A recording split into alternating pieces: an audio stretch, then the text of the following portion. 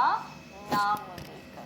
तो ये जो पांचवे का नाम आ रहा है, ये पांचवा इस समय कहाँ है? कैद खाने में, यानी कि भवानी प्रसाद मिश्र। तो चार भाई तो घर में हैं और पांचवा कहाँ है? जेल में है। चलिए यहाँ से अब इसको पढ़ना शुरू करते हैं। अब पिताजी के बारे में बात हो रही है। तो पिताजी ने किया होगा, सुबह गीता का पाठ किया। आज गीता पाठ करके दंड 260 करके, तो उन्होंने क्या किया? सुबह गीता का पाठ किया और 260 दंड करी। दंड बैठक जिसको बोलते हैं, 260 दंड उन्होंने किए। खूब मुग्दल हिला लेकर, मूठ उनकी मिला लेकर। तो मुग्दल क्या होते हैं? लकड़ी के बड़े बड़े लट्ठे होते हैं, बहुत भारी से, तो उनको मुग्दल हिलाया जाता है और उनके नीचे के हत्थों को ऐसे करके ऐसे मिलाया जाता है। ऐसे करके ऐसे मिलाते, वैसे करके ऐसे मिलाते, तो उसको कहते हैं मुग्दल हिलाना। तो क्या होगा? मुग्दल उन्होंने खूब हिलाए होंगे, खूब मुग्दल की प्रैक्टिस करी होगी और उनकी मूठों को मिलाया होगा, उनके हत्थों को ऐसे करके मिलाया होगा। जबकि नीचे आए होंगे नैन जल से छाए होंगे, और जैसे ही वो नीचे आए होंगे उनकी आंखों में जल होगा, अर्थात आंसू होगा। क्यों? क्योंकि उन्होंने मुझे वहां नहीं पाया। हाय पानी गिर रहा है, घर नजर में तिर रहा है। और आज क्या करें? हाय इतना ज्यादा पानी गिर रहा है कि मुझे घर की याद बहुत ज्यादा आ रही।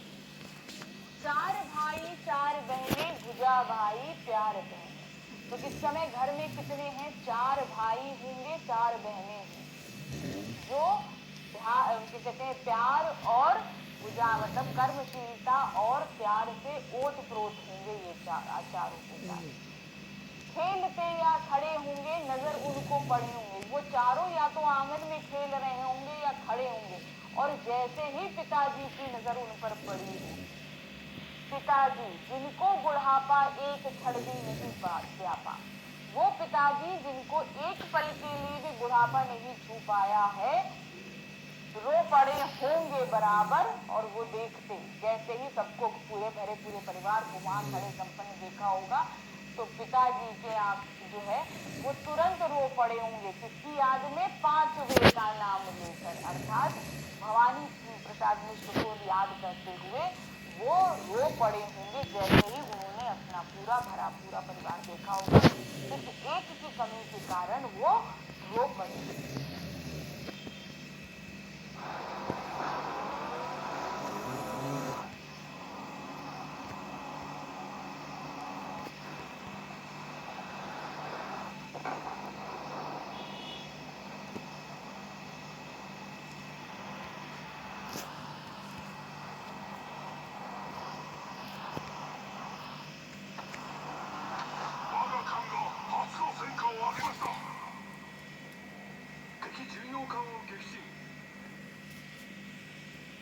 क्या दिया है यहाँ पर?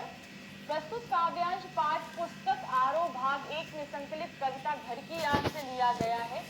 इसके रचयिता भवानी प्रसाद मिश्र हैं। यह कविता जेल प्रवास के दौरान लिखी गई है।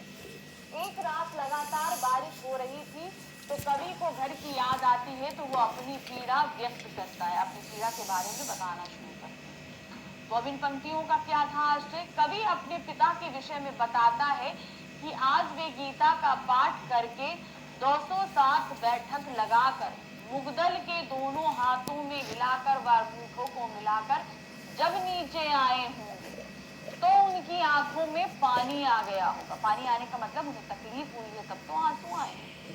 कवि को याद करके उनकी आंखें नम हो गई होंगी। कवि को घर की याद सताती है। शुक्रिया। घर में चार भाई चार बहनें जो सुरक्षा व प्यार से बंधे हैं, उन्हें खेलते या खड़े देखकर पिताजी को पांचवे की याद आई, और वे जिन्हें कभी बुढ़ापा नहीं व्यापा था, कवि का नाम लेकर रो पड़े।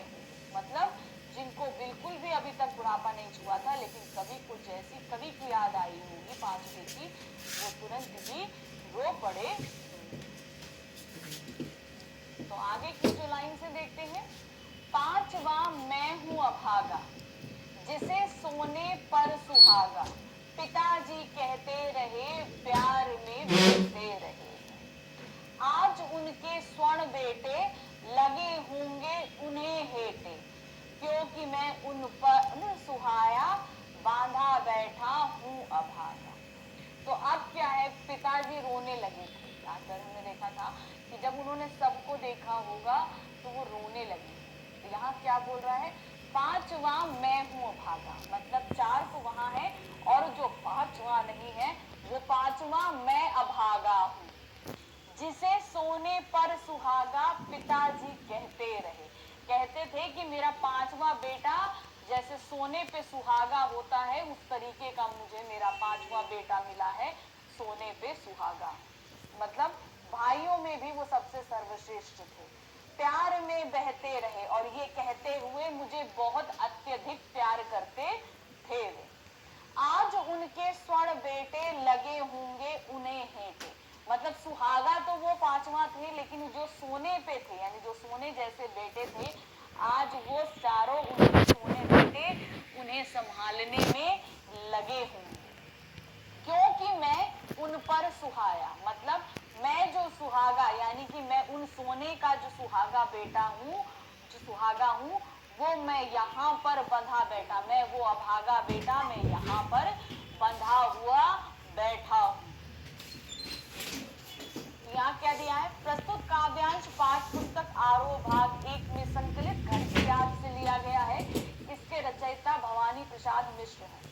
यह कविता जेल प्रवास के दौरान लिखी गई है। एक रात लगातार बारिश हो रही थी, तो कवि को घर की याद आती है तो वह अपनी पीड़ा व्यक्त करता है। वह पिता के प्यार के बारे में बताता है, पीड़ा व्यक्त करके बताता है कि मेरे पिताजी मुझे किस हद तक प्यार करते थे। क्या कहते हैं, कवि कहता है कि वह उनका भाग्यहीन पांचवा पुत्र है। वह उनके साथ नहीं है, परंतु पिताजी को सबसे प्यारा है। जब कभी कवि के बारे में चर्चा चलती होगी तो वह भाव विभोर हो जाते हैं। आज उन्हें अपने सोने जैसे बेटे तुच्छ लग रहे होंगे, क्योंकि उनका सबसे प्यारा बेटा उनसे दूर जेल में बैठा हुआ है। मतलब वो उनके सोने जैसे बेटे उनके पास हैं, लेकिन तब भी वो उन्हें इतना नहीं प्यार दे पा रहे होंगे जितना वो मुझे प्यार करते हैं, और आज मुझे वो याद करते हैं। आगे की पंक्तियां हैं, और माँ ने कहा होगा दुख इतना बहा होगा, आंख में किस लिए पानी वहां अच्छा है भवानी। वह तुम्हारा मन समझकर और अपनापन समझकर गया है सो ठीक ही है, ये तुम्हारी लीक ही है। पाँव जो पीछे हटाता कोख को मेरी लजाता, इस तरह हो न कच्चे रो पड़ेंगे और बच्चे। अब यहाँ पे क्या कह रहे हैं, अब जब पिताजी रो रहे होंगे, तकलीफ में होंगे और सारे बेटे उनके यहाँ मौजूद होते हुए भी वो पांचवे की याद में इतना तड़प रहे होंगे, तो जब उनकी आंखों में आंसू देखा होगा तो माँ ने क्या कहा होगा। माँ क्या बोली, और माँ ने कहा होगा, मतलब माँ फिर बोली होगी दुख कितना बहा होगा, मतलब तुम इतना दुख क्यों कर रहे हो, आंख में तुम्हारे किस लिए पानी है, तुम क्यों इतना दुख करते हुए आंसू बहा रहे हो, मुझे यकीन है भवानी वहां पर अच्छा होगा। वह तुम्हारा मन समझकर और अपनापन समझ के, वो तुम्हारा मन जानता था और हम सभी को अपना जानता था। तभी तो गया है सो ठीक है, वो वहां पर गया है यानी कि जेल खाने में जिस कृत्य के लिए वो गया है वो तुम्हारी सीख ही थी, वो तुमको समझता था, जानता था, तुम्हारी सीख थी, हमारी दी हुई शिक्षा थी, जिसके कारण वो आज जेल में है।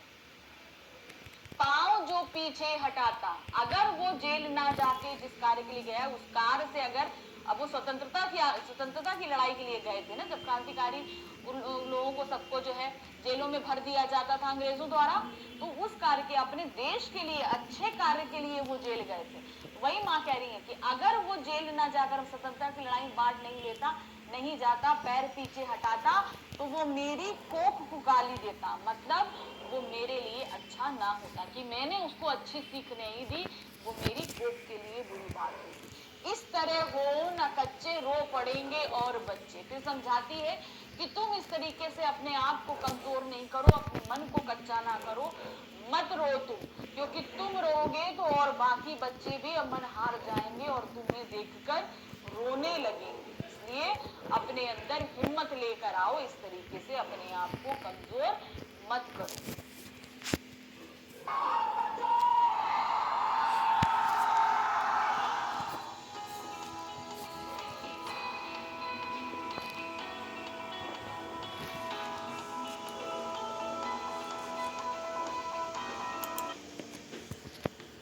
प्रसंग क्या है? प्रस्तुत काव्यांश पाठ पुस्तक आरोह भाग 1 में संकलित कविता घर की याद से लिया गया है। इसके रचयिता भवानी प्रसाद मिश्र हैं। ये कविता जेल प्रवास के दौरान लिखी गई है।